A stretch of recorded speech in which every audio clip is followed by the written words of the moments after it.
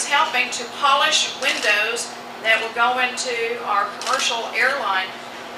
aircraft throughout our nation. And so today I had a machine and I helped sand this piece of plastic down and help polish it and to make sure there weren't any little scratches or nicks in there. And so they gave me this nice window from an airplane to just show part of my work ethic today. And I talked to the people who were there working at this company in Nordam about some of the challenges that they face as working Oklahoma families. And one young lady that I visited with and worked side by side with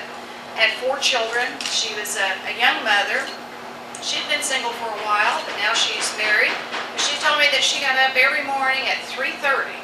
and would begin getting ready for her work day to go to work at 5, would work her shift. I was very grateful that she had a good job at Nordam, and she described how she did her job. But I asked her, I said, what's one of the biggest challenges that you face as a worker in Oklahoma? And she said balancing family and work and making sure that I can make ends meet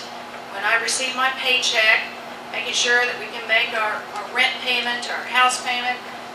putting food on the table, buying gasoline, and of course I think most Oklahomans worry about sending their children on to college and furthering their education.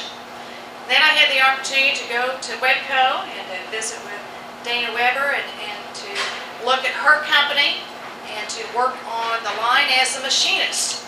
and to see what it's like to work in a manufacturing plant with, of course, heavy metal and piping and tubing that they manufacture there,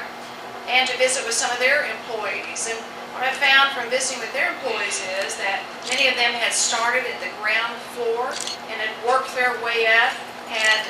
developed their job skills, a lot of them on the job, and had tried to just better themselves, better their careers, and better their jobs. And I learned that it was very important that our workers, even at the entry level at Webco, have good math skills, because there are so many things that are involved with technology and computers and machinery. It's not the same type of jobs it used to be 40, 50 years ago, but now there's so much automation in our workforce in Oklahoma. And then I also had the opportunity to visit with Dana about some of her challenges as the president of one of our great Oklahoma companies and what she sees as impediments to business. And she visited with me about how the high workers' compensation costs that she has to pay with her business is a drain on the company financially, and how that's always a struggle to make sure that the workers' compensation system for Oklahoma is fair, that it does take care of our workers who are injured on the job. We talked about some injured workers and how they took care of them, but yet we also talked about the cost on business and workers' compensation premium for their insurance. We talked about our legal system and the need for further tort reform, and we talked about how do we continue to develop a quality educated workforce to fulfill the jobs that she has. And then she visited with me about the investment that she has made financially in her company and in the machines that she has and in the workforce and the economic recession that we've been in, and how challenging that's been to recover from some of the business and the accounts that she had seen a decline in, and now she is back on that upswing, which is good news for the state of Oklahoma. And so one of the reasons why I